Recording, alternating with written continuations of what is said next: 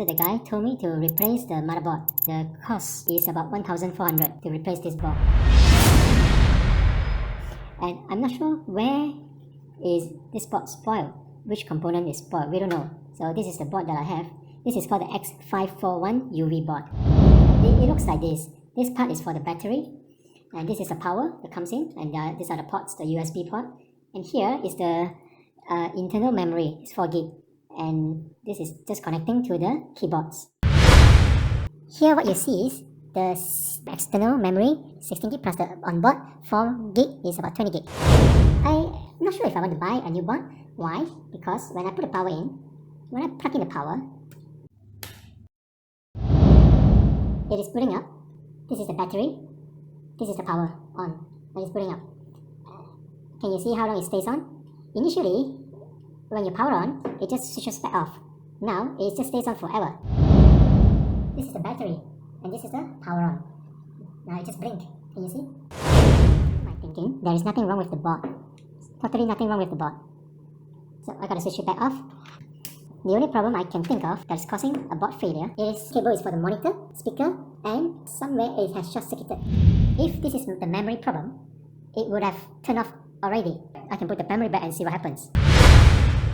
At an angle, push it in and press it down until you hear the sound. That's locked. To troubleshoot if it's a board error, you have to unplug everything and just power on the board. And after that, you slowly put the back, whatever is connected to the board, one by one, and you know what's the problem, where's the root cause. As you know, it's not shutting off the power, the lights is still on. Based on my research, nothing is malfunction here. It is just the cable there is causing the problem. When I try to remove, it exposes the cables inside it. You will see a lot of wires and probably some are already short-circuited. This cable is attached to the monitor. I believe it's not easy for me to change the cable.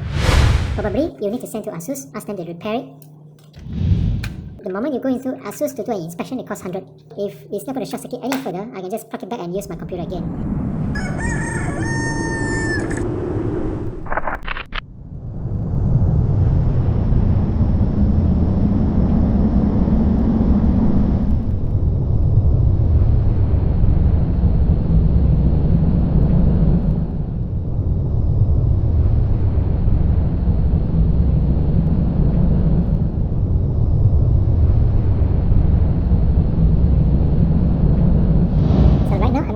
Plug in the keyboard.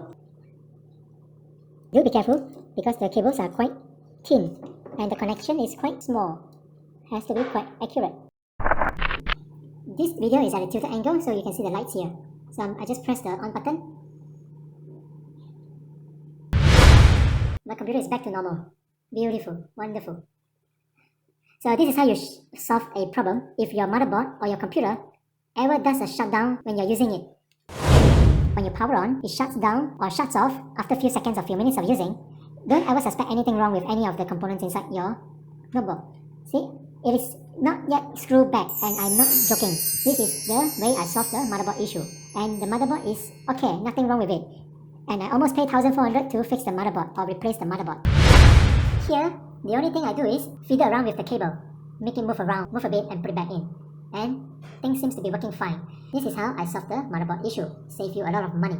Do not ever pay someone to do blindly. Thank you very much for watching. Bye bye.